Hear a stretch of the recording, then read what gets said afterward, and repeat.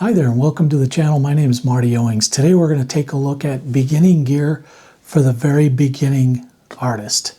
The gear you need sort of follows a process, and I'll get right into it without delay.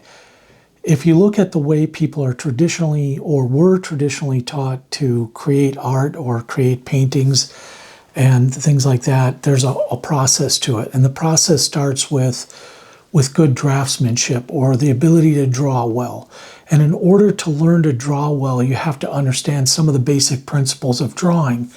So the instruments for those things vary depending on what type of art you're doing. And I'll give you a couple of examples here. So if you're going to learn good draftsmanship or draftspersonship, you need to start with a pencil. And I can't think of a better instrument of mass creation than a number 2 pencil with an eraser on it. This has everything you need inside of it to begin to create and draw really good drawings. It has a graphite lead. It's no longer lead, it's really graphite, surrounded by a cedar casing, and it comes with an eraser already built in. So the pencil may be one of the most significant inventions of the last 500 years. So, and it used to be lead in here, and before that it may have been charcoal, and before that real charcoal, like from wood that was burning, and the caveman or woman took that and painted on the side of a cave, and they did it in charcoal. So there's now things like charcoal pencils and charcoal sticks, which we'll talk about in a minute. But that is the instrument that you'll need to begin your journey as an artist if you want to follow a process. And I recommend following a process because it will yield some really good benefits. You're probably very familiar with this anyway. You know how to hold it.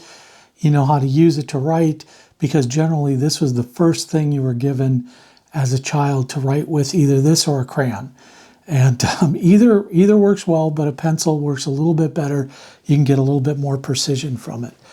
Then you need something to write on. So you can spend $1,000 on different types of paper and sketchbooks and all that stuff, but you don't have to. You don't need to even spend $100. You don't even need to spend $10. And I'll show you what I mean. All of these are scrap papers that I used, just found around the house or upcycled from other papers that were part of packaging and things like that.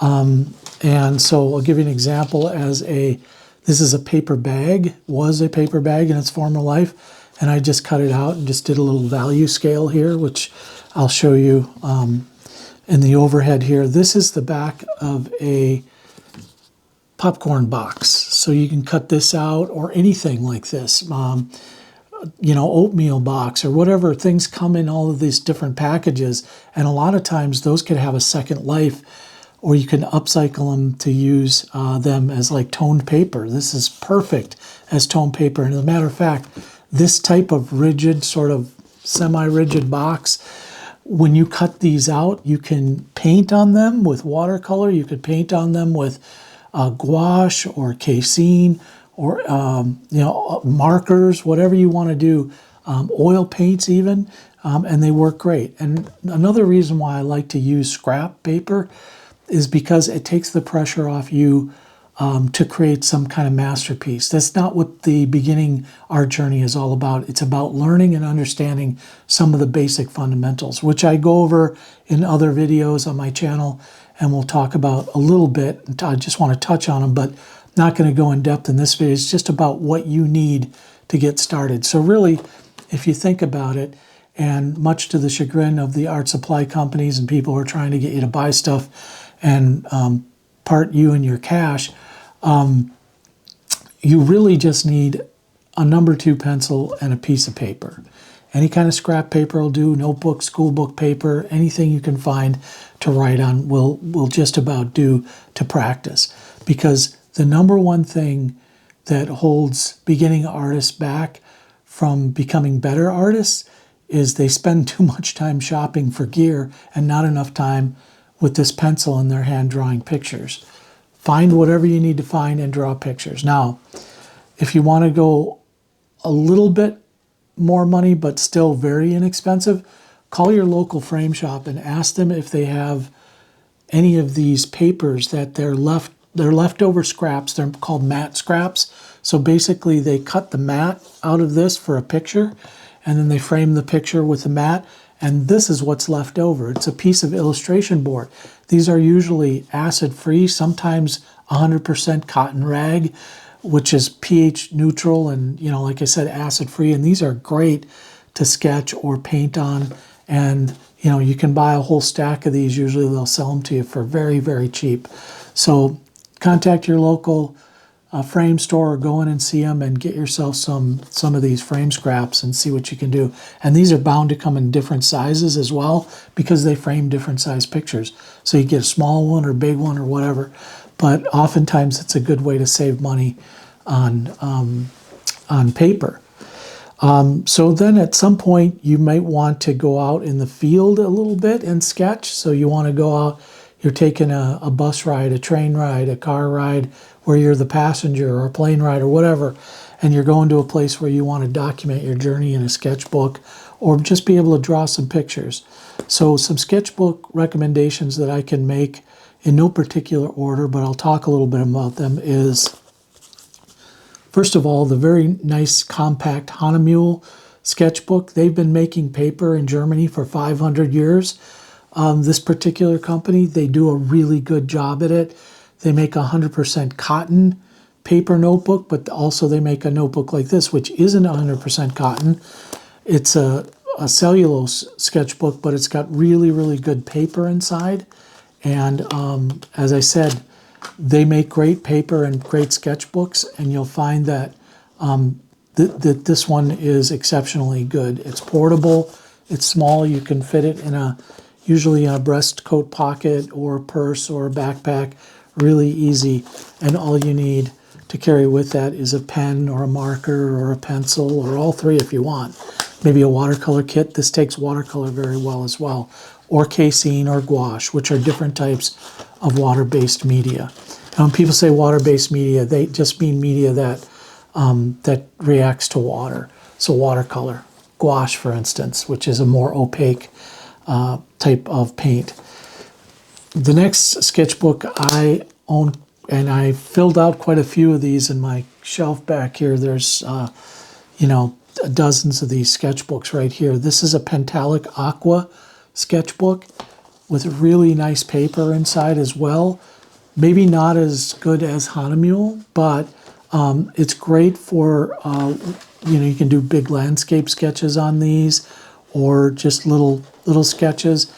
These aren't very expensive, and they handle mixed media very well. When people say mixed media, they mean just what it says, mixed media. So it could be graphite and watercolor, or you could be using gouache, or maybe even oil paints in here, or acrylics, whatever, markers, alcohol-based marker, or water-based marker, whatever you want, ink pen.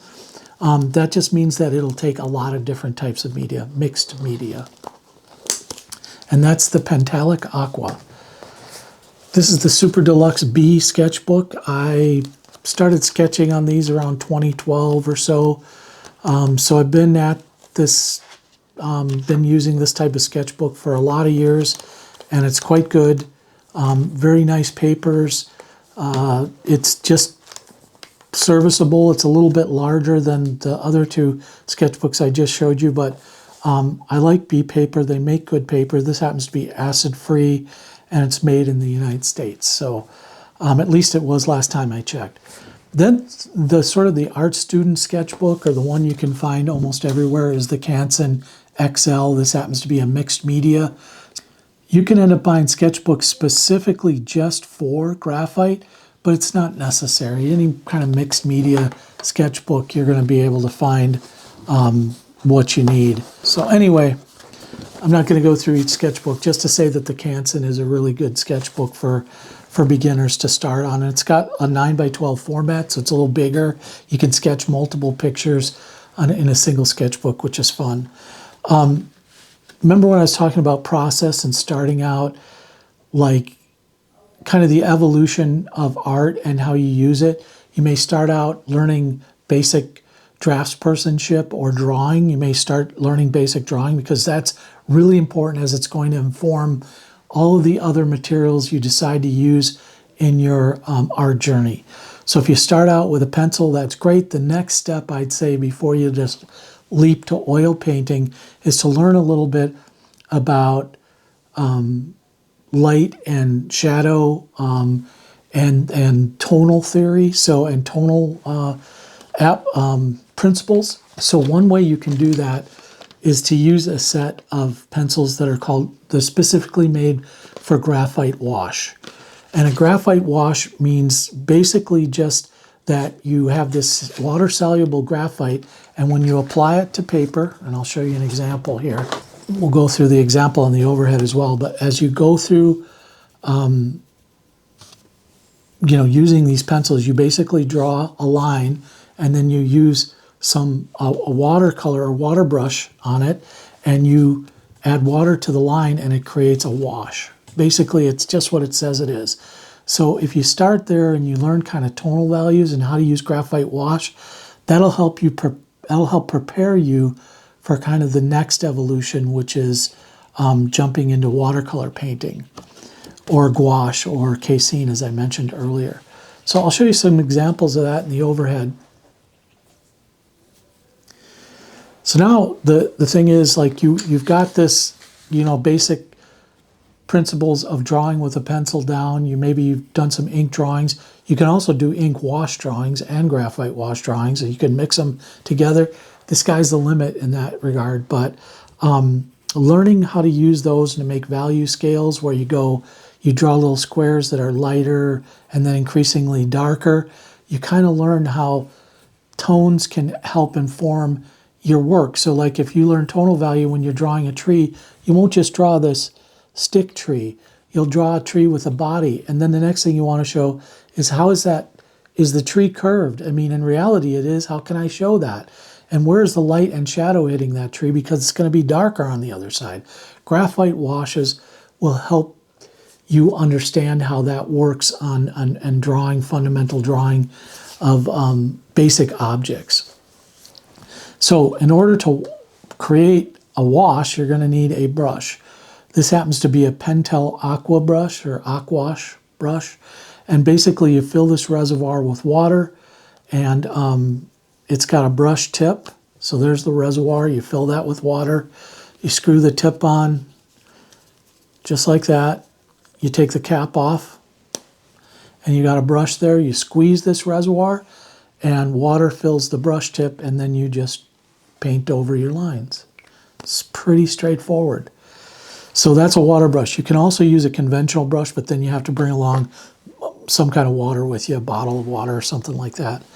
Then after you use those, there's some, and I want to be specific about the differentiation between graphite wash pencils and watercolor pencils, because they tend to be different, but they're very similar. Now, colored watercolor pencils are actually going to come in a huge variety of different colors, from yellows to blues to greens to browns to blacks to any color you can just about imagine. You can get a watercolor pencil for it. So you can draw in color using those.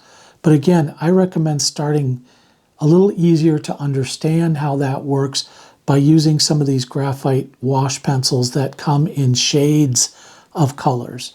So you can find them anywhere. Faber-Castell makes some. Caran d'Ache, which is a Swiss company and a little bit more expensive, they make Supracolor, which is a watercolor type pencil. And I'll have, it's a graphite type watercolor pencil. I'll have links in the description to all this stuff that I talk about. And then after you kind of go through that step, and you kind of have to understand how they used to do things in the old days. So they'd start out with a pencil. They'd make drawings. They'd learn proper draftspersonship. They'd learn perspective. They'd learn things like shading and tonal values and all that stuff. Then once they learn that, maybe they'd start with a graphite, or not graphite, but a charcoal drawings. They do things like shading different objects with the charcoal so that they understood the values between light and dark and things like that, to give your drawings a little bit more realism and to look better. But eventually they would begin doing watercolor studies using watercolor, and then they would use those watercolor studies to create oil paintings. And that oil painting was kind of the pinnacle or the height of the creative process. Once you learned decent draftspersonship and you learned how to do good watercolors, you could take that and build on it, what you've learned with those tools, to inform how you do watercolors. So people that sort of still practice in the traditional art methodology or process, they'll use this process to go and do an oil painting. So they'll start with a drawing, then they'll create a watercolor study, then they'll create a preliminary study in oil, and then they'll do their final oil painting. It may take many, many studies and many, many iterations to get where they want to go, but that's kind of how traditional 2D media artists do it.